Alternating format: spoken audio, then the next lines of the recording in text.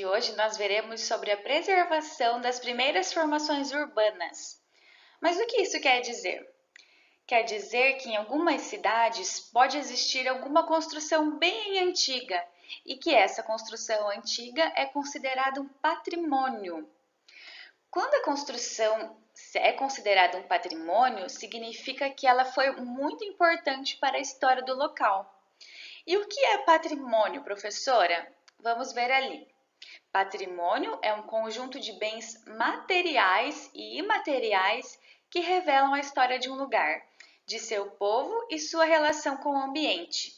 Apresenta marcas valiosas do passado que devem ser preservadas e transmitidas para as futuras gerações.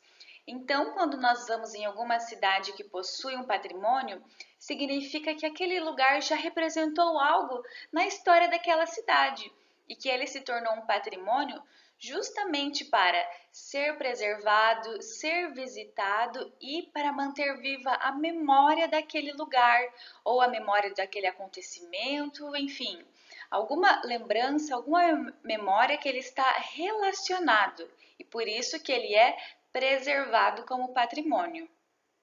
E o que acontece quando uma construção recebe o título de patrimônio? Essa construção passa a ser preservada e recebe um tratamento especial para mantê-la bem cuidada, bem conservada, para que as pessoas possam visitá-la, possam conhecê-la e que ela dure por muito mais tempo. Mas isso não significa que toda e qualquer construção antiga será tida como um patrimônio. Ela precisa ter uma história interessante para a cidade, precisa ter algo que agregue na população de modo geral, algo que vá acrescentar na história de vida daqueles moradores, dos moradores das gerações futuras, não simplesmente ser algo que é antigo e, portanto, já se torna um patrimônio. Ela tem que ter algum motivo para se tornar o patrimônio, para receber verba pública e ser preservada. E como eu comentei anteriormente, nós temos patrimônios materiais e imateriais, mas nós também temos os patrimônios naturais, que eu vou explicar daqui a pouquinho o que são. Para começar, vamos pensar nos patrimônios materiais que o Brasil possui, que são museus, igrejas, algumas casas antigas de pessoas que tiveram cargos políticos. E agora eu trouxe alguns exemplos para vocês conhecerem. O primeiro é a Igreja do Santuário do Bom Jesus de Matosinhos. Fica lá em Congonhas do Campo, em Minas Gerais. E é uma igreja antiga, ela possui uma escadaria muito bonita, o interior dela é todo feito com pinturas de um pintor famoso chamado Aleijadinhos, e ela recebe visitações, ela é tida como patrimônio, então existe todo um cuidado com ela para que ela se mantenha com uma boa estrutura, se mantenha com uma boa visitação de pessoas também. Aqui é um outro exemplo, que é o Centro Histórico de Diamantina. Também fica em Minas Gerais e o Centro Histórico é chamado assim porque antes, há cerca de 200, 300 anos atrás, ele era muito visitado por pessoas, era o centro naquele momento em que foi construído. E agora o centro da cidade, onde possui mais prédios novos, onde está mais modernizado, é outro, e esse é o centro histórico, que as pessoas vão para realmente ter esse contato com a história, ter o contato com a arquitetura mais antiga, uma arquitetura colonial. Vocês podem perceber que até não existe asfalto na rua, ela é toda feita de pedregulho. As construções são todas antigas, elas têm um formato antigo. É tudo muito diferente do que nós vemos atualmente. Aqui nós temos o Centro Histórico de Ouro Preto. Ele também fica lá em Minas Gerais e se vocês fizerem uma pesquisa lá fora, vocês vão perceber que existem muitos lugares que são patrimônios materiais e estão lá em Minas. Porque Minas cresceu muito num período colonial do Brasil, em que as pessoas procuravam pelo ouro. Então, tanto aquele centro histórico de Diamantina, quanto o centro histórico de Ouro Preto, estão em Minas Gerais e são muito visitados pelas pessoas. Esse de Ouro Preto, olha só como ele é bonito. A maioria das casas são branquinhas, com essas janelas azuis. Nós temos a igreja ali ao centro que se destaca, mas ele todo assim é muito uniforme, muito bonito. E é o centro histórico muito visitado também lá em Minas Gerais, da cidade de Ouro Preto.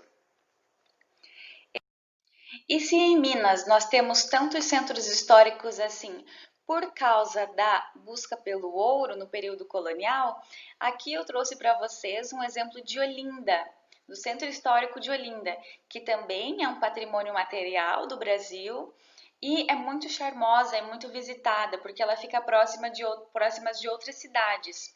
Tem o Recife, que é ali pertinho, e aqui tem umas igrejas muito bonitas, tem aproximadamente 20 igrejas nesse centro histórico. Também tem umas casinhas coloridas com essa arquitetura toda colonial que chama muita atenção e é muito bonita de se ver. E nós entendemos então que os patrimônios históricos materiais são todas essas construções, esses pequenos espaços urbanos que são considerados patrimônios materiais, porque as pessoas podem ver, podem tocar, podem ir conhecer. Mas e os patrimônios históricos imateriais? O que são eles?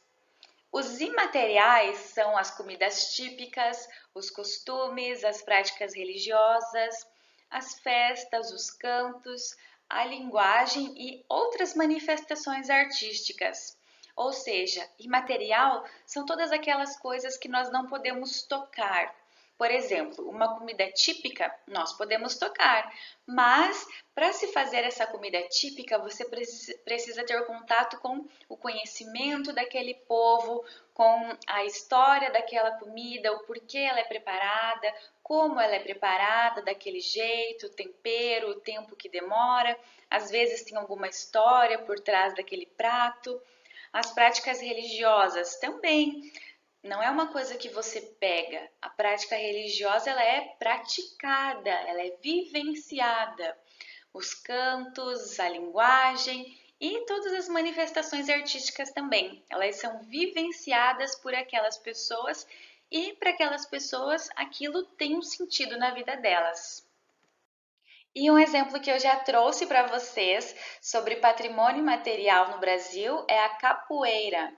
A capoeira foi considerada um patrimônio material, ela foi considerada pela Unesco e ela é muito interessante porque ela começou a ser praticada aqui no Brasil pelos escravos africanos que vinham para cá.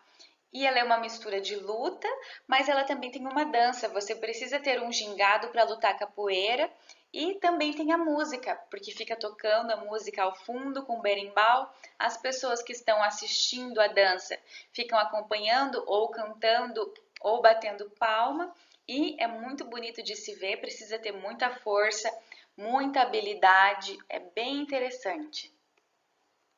Outro exemplo de patrimônio imaterial que nós temos aqui no Brasil é a dança do Bumba Meu Boi. É muito famosa no Nordeste e no Norte do país e aqui no Sul nós não temos contato com essa dança. Ela acontece mais nos períodos de festa junina e ela é considerada um patrimônio imaterial. As pessoas usam essa fantasia de boi e elas vão desfilando. Como acontece no período do carnaval, por exemplo, mas essa aqui é na festa junina. E ela surgiu no século XVII. Nós já estamos no século XXI, então ela tem um longo período de história. Ela surgiu como uma forma de denunciar as injustiças que aconteciam contra os escravos e contra os indígenas. E permanece até hoje. Existe toda uma história por trás do boi, do porquê se fantasiar de boi. Durante o desfile do boi também, ele fica como se fosse brigando com o outro boi e sempre tem uma música que acompanha e essa música conta uma história do porquê existir essa festa, do porquê eles estarem ali desfilando. É muito bonito, muito colorido. E é uma festa que muitas pessoas gostam, muitas pessoas participam. E aqui nós temos o frevo, que é muito dançado no Nordeste do Brasil, principalmente em Olinda. Ele é muito colorido, muito agitado e também é muito difícil de dançar. As pessoas dançam sempre com essa sombrinha na mão, esse pequeno guarda-chuva, e fazem diversos movimentos com ele, passam debaixo da perna. Atrás tem sempre aquela banda tocando um som alegre, um som animado. E as famílias vão, é uma coisa muito agradável, é uma festa muito feliz, muito agitada, acontece no carnaval bastante e para eles faz parte da rotina, faz parte da cultura imaterial. E como eu comentei com vocês, o patrimônio imaterial pode ser um saber, pode ser algo que você tem um conhecimento e que é passado de geração em geração. Um exemplo disso é o ofício das paneleiras lá da cidade de Goiabeira, no Espírito Santo. Essa prática de fazer a panela de barro, começou com os indígenas e hoje ainda é feita por várias mulheres. Elas retiram o barro e vão moldando com barro e fogo essas panelas. Hoje em dia não são só mulheres indígenas que fazem, mas começou a prática com as indígenas. Permanece até hoje e hoje ela é reconhecida como um patrimônio imaterial do Brasil. E para essas mulheres que fazem as panelas, ou seja, as paneleiras, é muito bom que tenha esse reconhecimento como patrimônio material, porque assim o trabalho delas passa a ser ainda mais valorizado. Porque hoje em dia é muito comum as pessoas só irem ao mercado ou irem a uma loja específica e compram uma panela, não sabem quem a produziu, não sabem como foi feita, qual material foi utilizado. E essas panelas são todas feitas à mão, são todas artesanais e todas elas têm um pouco da história também, porque elas mostram a história de todas as gerações anteriores que vieram e que faziam esse mesmo ofício. E os patrimônios naturais, o que são? Os patrimônios naturais são as paisagens naturais da fauna, da flora, dos minerais e dos outros elementos. E também devem ser preservados por toda a sociedade. O primeiro exemplo que eu trouxe para vocês de patrimônio natural está bem pertinho de nós, bem pertinho daqui de Cascavel. Eu acredito que muitos de vocês já conheçam, já tenham ido para lá, porque é muito bonito, vale muito a pena conhecer, que são as Cataratas do Iguaçu.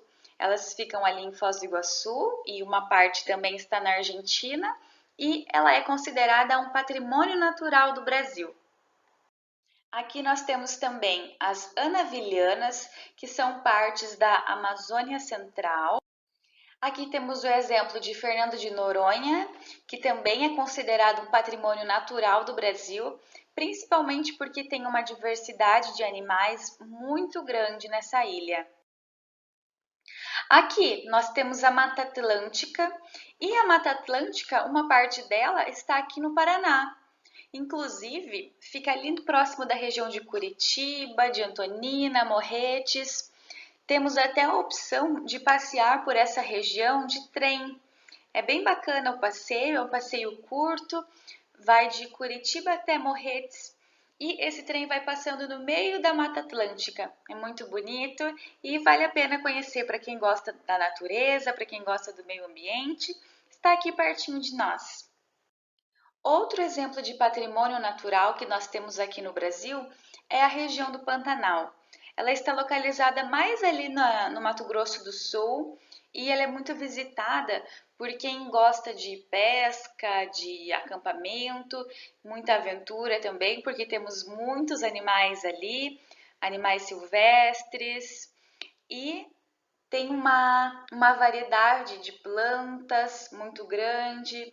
Tem várias partes que as pessoas acabam não visitando porque possui muito jacaré, muita onça. Então, algumas partes do Pantanal ainda estão muito conservadas e muito preservadas. E isso é importante para que o Pantanal continue existindo, para que não sofra tanto com as ações humanas. Bom, pessoal, eu espero que vocês tenham gostado dessa nossa aula de história. Eu trouxe bastante exemplos para vocês conseguirem compreender bem as diferenças entre o que são patrimônios materiais, patrimônios imateriais e patrimônios naturais. Mas façam os exercícios, leiam o livro com atenção e, se tiverem dúvida, me procurem ou procurem a Prof. Gabi, tá bom? Tchau, tchau, beijinhos e bons estudos!